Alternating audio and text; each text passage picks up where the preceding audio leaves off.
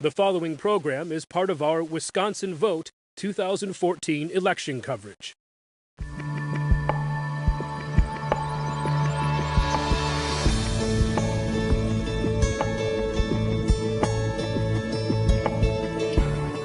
I'm Frederica Freiberg. Tonight, in a week where a federal appeals court struck down Wisconsin's gay marriage ban, we diverge from News of the Week to bring you an election theme program. The topic? Redistricting. The important process that happens every 10 years with the census determines where the lines for your voting district are drawn and can impact your choices at the polling place. We begin with Redistricting 101. Here's Here and Now reporter Joe Ostrowski. First, the House of Representatives. Members of the House are elected on the basis of It may population. sound like simple high school civics. The entire country is divided up into congressional districts. Of Every about 10 years, 300,000 states redraw districts for members of Congress and for the state legislature. Those new district maps are meant to account for changes in population based on the U.S. Census.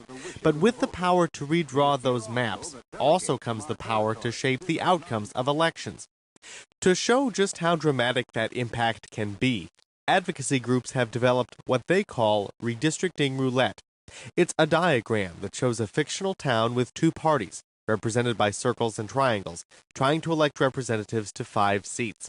Divide the town this way, and the triangles get 4 seats, while the circles get 1.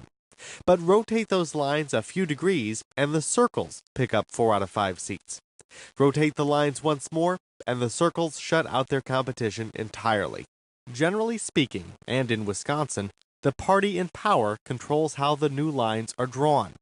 In practice, the use of redistricting for political gain usually falls into 2 strategies, called packing and cracking. We asked University of Wisconsin political scientist David Cannon to explain. So for packing, what you would do, let's say you control, the redistricting process as one party, you would pack your opposing party into one district in the area. So basically give them that one district and then pick up the 3 or 4 surrounding districts. Cracking would be if you're really getting to be aggressive and think you can win all the seats. Then you can split up your opponents into sort of slices where you then would dilute their power so you could gain advantage in every one of those districts that are being affected. These techniques are not new. In 1812, Massachusetts Governor Elbridge Gerry signed a bill that critics said redrew congressional districts to benefit his own party. The bill consolidated members of the opposing parties into oddly shaped districts, including one that was said to resemble a salamander, or gerrymander. Despite the potential for political motives, the Supreme Court left the methods of redrawing districts up to individual states until the mid-20th century.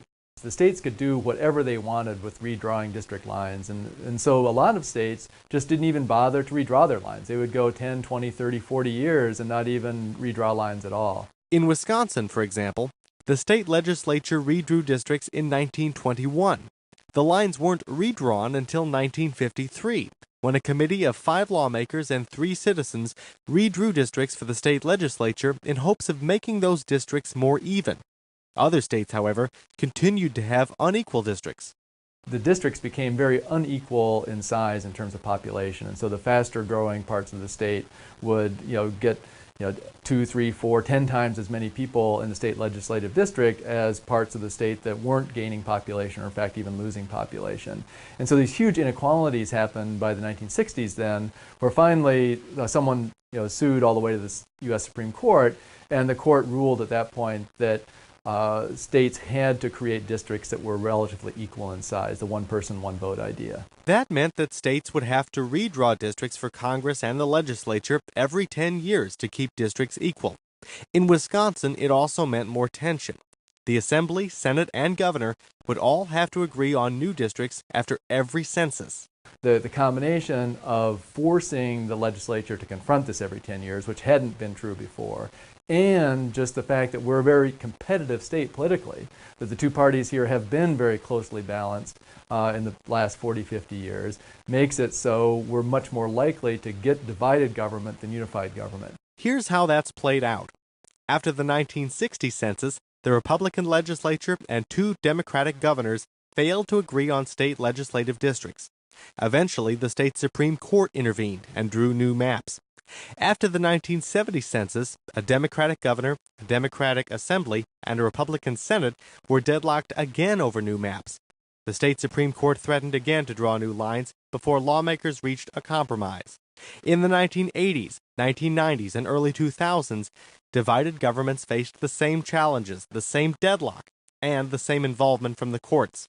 That all changed in 2011.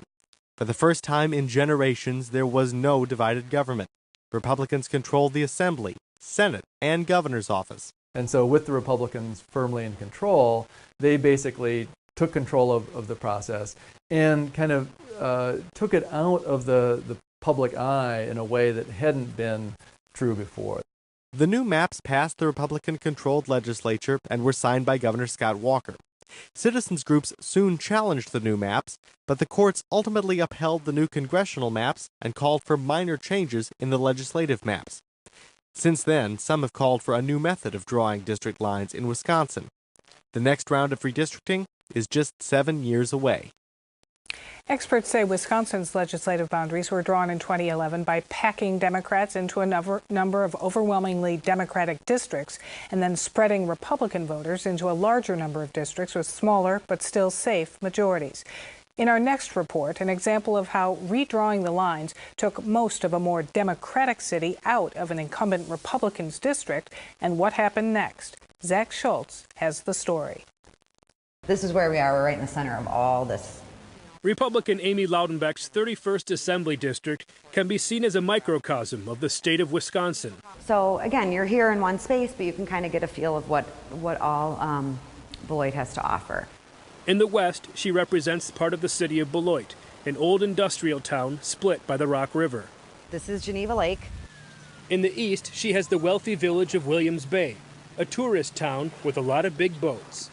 There is a stark contrast, because in between here and there, there's a lot of corn, a lot of soybeans, and a lot of little small towns.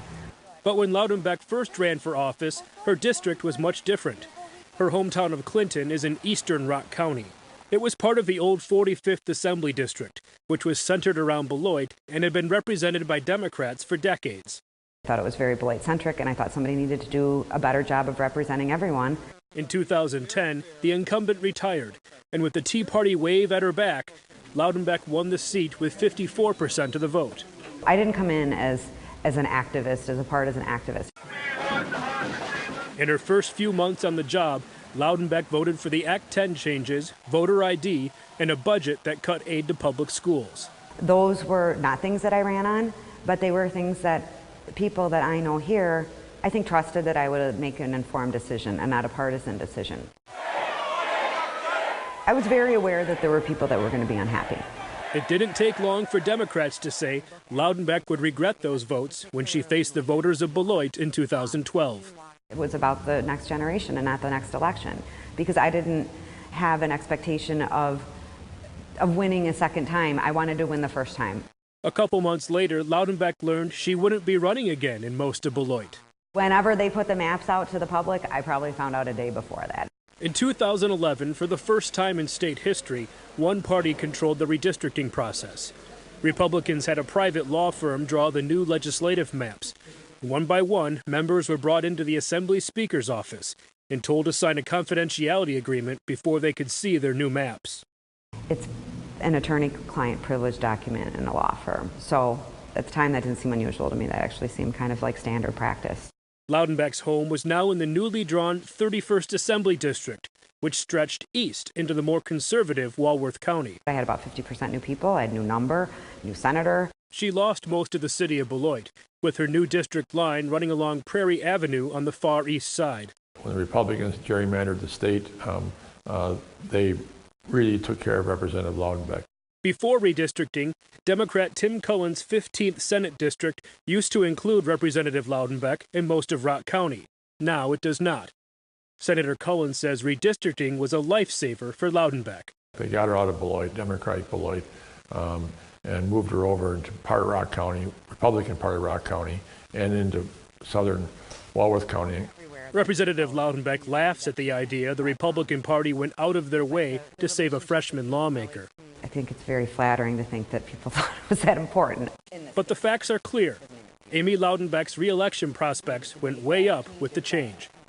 Documents revealed in a redistricting lawsuit show Republicans knew the voter makeup of their new districts, and Loudenbeck went from a district where Republicans averaged 45% of the vote to a district where they averaged 57% of the vote.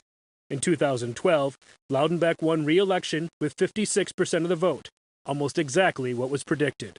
Went from a competitive seat to a wired Republican seat. In the 45th Assembly, which contained the rest of Beloit, the Democrat won with 64% of the vote. So what would have happened if Loudenbeck had to run in Beloit in 2012? Overall, Loudenbeck won the 31st by 3,800 votes. The remaining part of Beloit that she no longer had voted for the Democrat by 4,200 votes. I think she might have got beat, but it would have been extremely close. I don't know if turnout would have, if I would have been able to drive turnout in the more conservative areas to offset that. Loudenbeck lost the city of Beloit in 2010 as well, with her winning margin coming from the outlying areas. And she makes the case that in 2012, even with President Obama on the ballot, she would have made up the margin. And I would argue that even with that higher turnout, that people would have split their tickets in 2012. Now in 2014, Representative Loudenbeck will go unchallenged in her election. So will the Democrat in the 45th. So we went from one competitive seat to gerrymandering a map that creates two seats, one safe for one party, one safe for the other. Senator Cullen has proposed a nonpartisan redistricting process. The cold hard truth here is that neither political party should be trusted to draw the maps. They can't help themselves. If they have total control, they will draw the maps to favor themselves. I'm acknowledging that some of the districts became less competitive. Representative Loudenbeck admits up front redistricting is not her specialty. But like most Republicans, she's not eager to change the system. I'm not going to necessarily say that a system that we've had this long is flawed. It juts out a little here, so C20, and in this map I have C20. Instead, she points to the nonpartisan maps that Cullen's bill would have drawn up, pointing out how they would have split Beloit in nearly the same fashion as the maps the Republicans drew. It's disappointing that there's so much focus on how flawed a system was and what happened here, when under the system that is proposed, the maps would have looked almost identical. For her part, Loudenbeck says she's no less engaged in what's happening in all of Beloit. I'm down here very often. And so, if I'm meeting someone in the district, I'd be more likely to meet them downtown. It's not like I have to say, oh, we have to meet on the east side, because that's where my line is. In fact, Loudenbeck argues Beloit is better off. There's strength in numbers. The city is now represented by Democrats and Republicans in each chamber. And I think having 2 senators and having 2 assembly representatives, it could be argued is a good thing. When Representative Loudenbeck told us Beloit was split similarly in both maps, the GOP redraw and the proposed nonpartisan one, we wanted to get Senator Cullen's response. Here's what he said, quote, "The issue is not how Beloit is split. Amy has one of the most gerrymandered districts in the state, which has been made so heavily Republican that she doesn't even have a Democratic opponent this year. Unlike Wisconsin politicians, how many Wisconsin citizens have a guaranteed job for the next 10 years, unquote. Some say there are big problems with the way Wisconsin goes about redistricting every 10 years, and it matters, whatever party you vote with. UW-Madison professor of political science Ken Mayer has been an expert witness on redistricting and a scholar on the process. He joins us now, and thanks for doing so. I'm glad to be here. When people start talking about redistricting, they, eyes kind of glaze over. But how important is how it's done? It is a process issue. The reason it's important is it sets the shape of the districts and essentially how citizens are represented in the legislature for the next 10 years when they're redrawn again after the following census.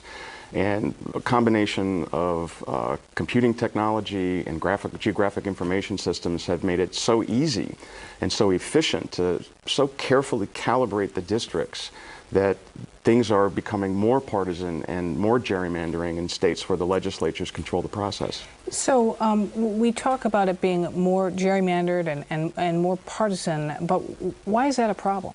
It can be a problem because, in effect, you have legislators, and both Democrats and Republicans do it. You have legislators making decisions about how they are going to draw district lines. And there's an old saw that says in the old days, voters used to choose their representatives. These days, representatives choose their voters. And there are a number of pathologies that come from that, not just uncontested districts, but also legislatures that are unresponsive.